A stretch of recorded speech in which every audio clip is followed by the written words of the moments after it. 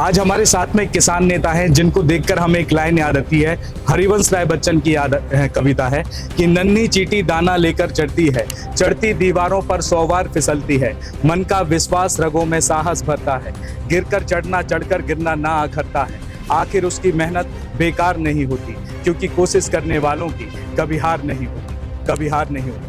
इस वक्त हमारे साथ में मौजूद हैं होशंगाबाद लोकसभा सीट से नवनिर्वाचित सांसद दर्शन सिंह चौधरी जी। सर बहुत बहुत स्वागत है आपका हमारे शो में। बहुत बहुत धन्यवाद। सर आपने संजय शर्मा के लिए लगभग 4,31,000 वोटों से मात दी है, इसकी कल्पना आप कर रहे थे? बिल्कुल निश्चित, क्योंकि मैं जमीन से जुड़ा हुआ कार्यकर्ता हूँ, वर्षों से काम कर रहा हूँ, 26 साल से लगातार क्षेत्र के, और एक एक गांव मेरा पहले से भी घुमा हुआ, एक एक नगर शहर हर जगह, और हमारा बीजेपी का संगठन कार्यकर्ता और हमारे देश का नेतृत्व, माननीय मोदी जी का नेतृत्व, जिसके लिए आज पूरा देश जश्न में डूबा है। कल मोदी जी तीसरी बार शपथ लेने वाले हैं, उत्साह का वातावरण है, और निश्चित तौर पे कह रहा हूँ मैं पूर्ण आश्वस्त था, और मैं इसके लिए जनता जनार्दन का हृदय से आभारी हूँ। पूरे देश की नहीं, प्रदेश की नहीं, पूरे देश की बात करेंगे। आपकी पहचान एक किसान नेता के नाम से पहले बन चुकी है, तो किसानों की लड़ाई अब कब तक जारी रखेंगे? मैं किसानों के लिए था, किसानों के लिए हूँ और किसानों के लिए रहूंगा। और विषय केवल किसानों के लिए, भारत माता का अपने आप जो परिभाषा निकलती है तो उसमें किसान, क्योंकि हमारे देश की आत्मा गांव में बसती है और गांव की आत्मा किसान में बसती है, तो निश्चित तौर पर। और हमारा बेसिकली जो लोकसभा क्षेत्र है, हमारे तीनों जिले, चाहे वो नर्मदापुरम हो, चाहे नरसिंहपुर हो, चाहे रायसेन हो, सब के सब पूरा नर्मदा का हमारा बेल्ट, नर्मदा मैया का हमारा बेल्ट, पूरा का पूरा खेती आधारित, पूरा मध्य प्रदेश, और देश भी हमारा कृषि प्रधान देश है। तो इस आधार पे मैं कह सकता हूँ कि खेती के सुधार में ही, और जिस प्रकार से माननीय मोदी जी के नेतृत्व में देश में और हमारे प्रदेश में डॉक्टर मोहन यादव जी के नेतृत्व में, माननीय पूर्व मुख्यमंत्री शिवराज सिंह जी चौहान के नेतृत्व में जिस प्रकार के खेती किसानी को लेकर काम हुए हैं, आज हमारे किसान और गांव के अंदर उत्साह है, और जिसका आप देख रहे हैं कि 29 की 29 सीटें मध्य प्रदेश में परिणाम रिजल्ट में समाहित है। आप स्वतः निर्णय कर सकते हैं, और इसलिए मैं कह सकता हूं कि हम पहले भी किसान के लिए थे, वर्तमान में भी हैं, आगे भी जाएंगे। पूरे देश में मोदी की गारंटी के नाम से चुनाव लड़ा गया, होशंगाबाद सीट पर भी लड़ा गया, लेकिन क्षेत्रीय मुद्दों पर कितना फोकस किया? हम, चूंकि ये चुनाव देश का चुनाव, और मोदी जी छोटे मुद्दे से लेकर बड़े मुद्दे की हर बात की चिंता करते हैं। आप देखो 50 साल तक, 60 साल तक कांग्रेस और उसके संबंधित सरकारें नहीं, कभी किसी ने चिंता नहीं करी कि किसान की कोई स्थायी आय हो सकती। देश के पहले प्रधानमंत्री जिन्होंने किसान को सम्मान निधि देने का काम किया, और केवल सम्मान निधि नहीं, उसका सम्मान लौटाने का काम भी किया है, उसका स्वाभिमान और गौरव लौटाने का काम किया, ऐसा काम किए, स्थायी आय देने का काम किया, तो आदरणीय भाई नरेंद्र मोदी जी ने किया है। हमारे मध्य प्रदेश में भी जो कल्याण निधि देकर 6,000 वो राशि बढ़ाकर 12,000 रुपए किसान को देना, बीमा नीति को सुधरवाना, चाहे हमारे किसान की स्थायी आय के अलावा इंफ्रास्ट्रक्चर को मजबूत करने की बात हो तो बिजली को, और अब हम दावा कर रहे हैं कि आगामी समय में ये मोदी जी और हम सब का आगे जो विकसित भारत का संकल्प है कि आगामी समय में हम अन्नदाता को ऊर्जादाता बनाएंगे, और एक देश के अंदर जिस प्रकार का मॉडल खड़ा किया जा रहा है वो विशेषकर हमारे कृषि आधारित जिलों के लिए बहुत फायदेमंद रहेगा। और मैं दावे के साथ कहता हूं कि उस आधार पर हम खेती किसानी के क्षेत्र में, मातृशक्ति के क्षेत्र में, युवाओं के क्षेत्र में, और उसको रोजगार में तब्दील करके हम अव्वल दर्जे की लोकसभा क्षेत्र बनाएंगे। 2019 में जब लोकसभा चुनाव हुए थे तो मध्य प्रदेश की 29 सीटों में से 28 पर भारतीय जनता पार्टी काबिज थी।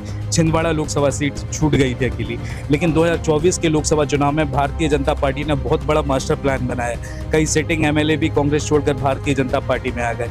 जो इस बार की छिंदवाड़ा लोकसभा सीट की जीत है, और उसके साथ में तमाम 29 लोकसभा सीटों पर भारतीय जनता पार्टी ने जीत हासिल की है, तो उस पर आप क्या कहेंगे? छिंदवाड़ा की आपको उम्मीद थी कि निकाल लेगी?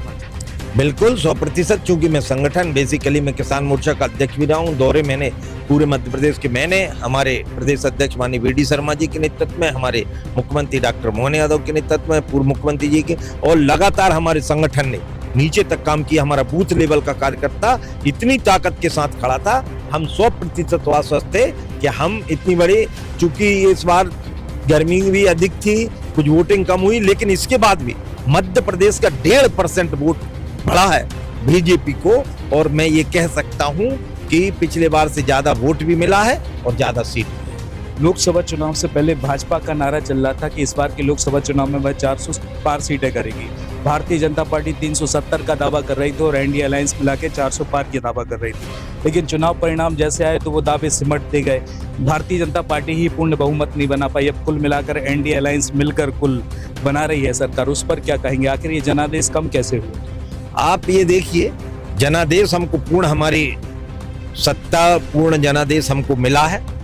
हमारी 300 के आसपास सीटें एनडीए सहित आई हैं, और जनादेश की जहां तक बात तो 244 से ऊपर हमारी सीटें केवल भारतीय जनता पार्टी की आई हैं। आप विगत कांग्रेस की सरकार के देखो, कभी कांग्रेस की 150-80 सीटें नहीं आई। हम तुलना नहीं कर रहे, लेकिन ये जनमत हमारा पहले से भी अधिक है और ये बढ़ता जाएगा। और जनता का विश्वास माननीय मोदी जी और भारतीय जनता पार्टी पर है, उस विश्वास को हम और बढ़ाने का काम करेंगे और उसके लिए लगातार हमारा प्रयास जारी है। और इस बार जो जनता ने हमको समर्थन दिया है, हम गारंटी के साथ कहते हैं विकसित भारत का जो मॉडल है उसको पूर्ण करने का हम काम करेंगे। आखिरी सवाल सर, होशंगाबाद लोकसभा क्षेत्र में प्रचंड बहुमतों से आपने जीत दर्ज की। 4,31,000 का आंकड़ा है। इस भारी जनादेश, जनता के जनादेश पर उनको शुक्रिया अदा कैसे करेंगे चैनल?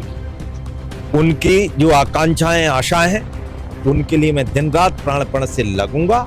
और जो योजना जहां भी जायज होगी, चाहे वो पानी के लिए किसानों की मुद्दा हो या नीचे नीचे छोटे स्टॉप डैम बनाने की बात हो, कुछ बड़े डैमों की बात हो, गन्ना नीति में सुधार की बात हो, या फिर जो हमारे युवाओं के लिए अलग से कुछ क्रिएट करना, शिक्षा और स्वास्थ्य के क्षेत्र में पहले भी अच्छे काम हुए हमारे पूर्व सांसद महोदय के नेतृत्व में, लेकिन हम आगे और अच्छे बढ़ाते हुए और क्षेत्र की संपूर्ण आकांक्षाओं और आशाओं पर हम खरा उतरने की कोशिश करें।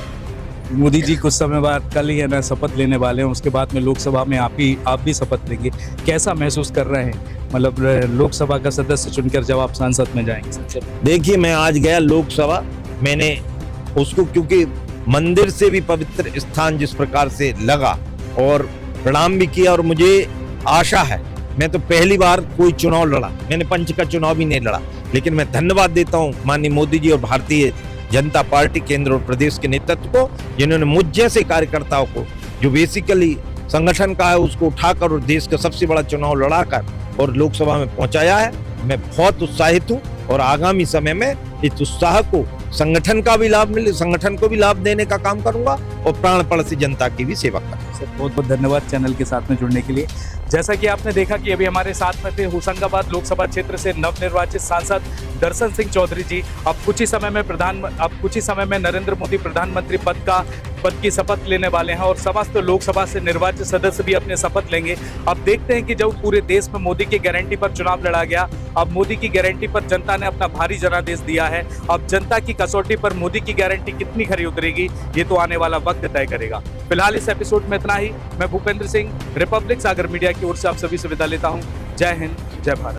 रिपब्लिक सागर मीडिया को सब्सक्राइब अवश्य करें, और आप हमारी आने वाली सभी वीडियो को देखना चाहते हैं तो आपको उसके लिए घंटी जरूर दबानी पड़ेगी, ताकि आपको सभी वीडियो की नोटिफिकेशन समय समय पर मिलती रहे। रिपब्लिक सागर मीडिया पर जो भी वीडियो आएगा वह सच की कसौटी पर कसकर ही आएगा।